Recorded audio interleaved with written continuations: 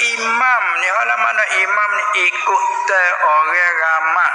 Tu yang panggil imam, ambil daripada kelima amma ya ummu, amman, umman tu mana mak. Besarlah saya panggil me. Bila ketua jeneral Hausa saya panggil apa? Me tap, tak ada panggil po tap. Main ni besar. Tu imam ni besar. Makmum berapa ni turut dia oleh belakang. Tengok ni Mekah tu berjuta-juta orang turut tu. Tak sorang tu. Nah, sebab itulah. Tapi tu sepatutnya dia kena teh dulu. Tapi kalau balik sana nak lah imeratik dia kena teh dulu si baca kan no orang mengikut. Kalau tidak jadi pemecah, jadi macam-macam. Kita tahulah kita sebenarnya lagu anak tak dengar. Tapi boleh jadi tak dengar. Tak tahu langsung ke roh tak roh.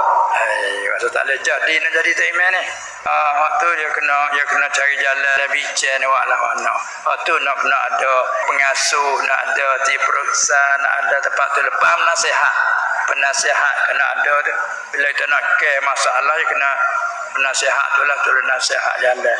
Ya situ tempat boleh ukar tu. Bila ada masalah hari atas tu nak buat ke mana? Pergi pada tiperiksa, kalau tiperiksa hak dia juga latih. Untuk ada apa bincang dengan hak tu lah, cari jalan tak ada biar gitu. Anmu pakat tubik, ku pakat tubik. Boleh lah kena cari ke. Wa aslihu baina akhawaikum. Kamu memperbaikilah antara saudara-saudara kamu. Jangan biar dengan begitu dan jadi raka pecah retak kau banyak. Sebab ni buku ibadah. Kita disyarak ke suruh berjamaah, berkumpul dengan bentuk ibadah. Nak berkumpul ya kena ada lah. Kalau ketua rombongan kita panggil amir. Amin. Ada masalah kira bercara dengan amin. Bila nak sembahyang ikutlah imam. Kita makmum mana pengikut. Imam al-muttabah, orang yang diikut. Pandai ikut macam mana bila terpokan ni. Itu kan masalah. Cari jalan keluar lah. Tak sedap ikut hukum-hukum dulu. Nanti sedap ikut hukum. Kita cari jalan keluar.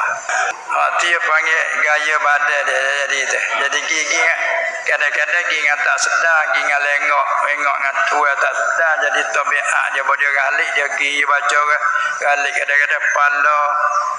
Tapi mana kata tak sedar lah kita ke belakang. Bawa kereta kocok gugu lagu mana kita kan naik witi-witi tukar terlepas. Pendek kata orang tu jadi imam ni maknanya orang nak ikut jadi sedar orang nak naik dah. Sampai dia pilih tu dari segi satu pertama kali siapa jadi imam, afdal aula jadi imam, al-faqih afqah, baru pergi kepada aqra. Sebab apa nak kepada fiqh? Kerana fiqh dia tahu hukum mana sah tak sah. Tu ada pak aqra dari segi nak menarik. Tengok orang mendengar kan, tengok kita tu ambil budak-budak hafiz jadi imam ke menarik dengar kadang-kadang hukum fiqh tu belajar lo tepoke. Kadang-kadang saketah tak saketah pun tak ada apa, kita nak tu sedar ya. Banyak nak lagi bila fiqh dia jaga lagi selain pada bacaan tu. Sudah pada ni ada saketah apa dia apa tu. Kalau bila kata cukup kita ke jemaah makmum pun jadi satu tarik ke.